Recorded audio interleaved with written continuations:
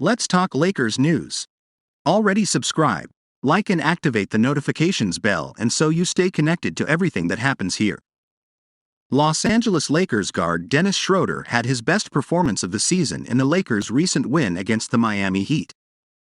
He scored 32 points on efficient 8 for 15 shooting from the field plus 12 of 14 from the free throw line.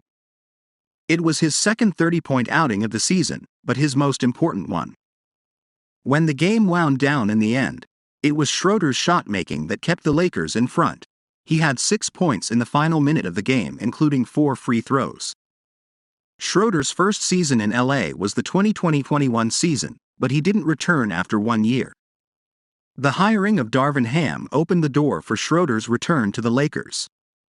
Schroder made the call to Ham expressing his interest in playing for him and a deal was made. Yeah, I mean, we've been in contact since he got that job in LA. I called him and made sure to tell him that I'm proud of him. And over the years, even when he was in Milwaukee and I was in OKC, we still had contact, Schroder said after the Miami game.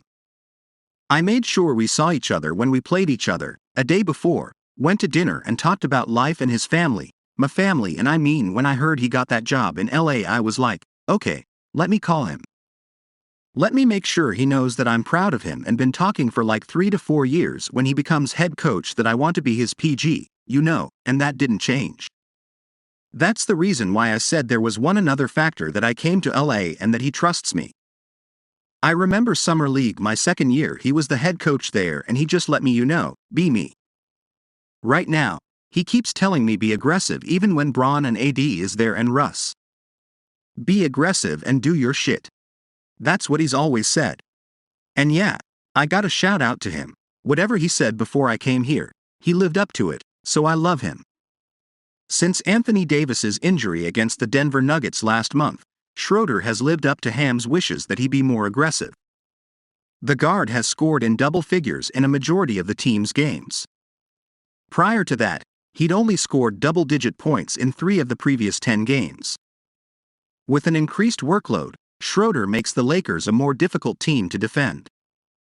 However, he's simply struggled to find any consistency this season. He's never scored in double figures in more than 4 straight games this season. A slow start to the year left Ham emphasizing Schroder was still finding his rhythm. Ham still believed in his guard and it paid off against the Heat.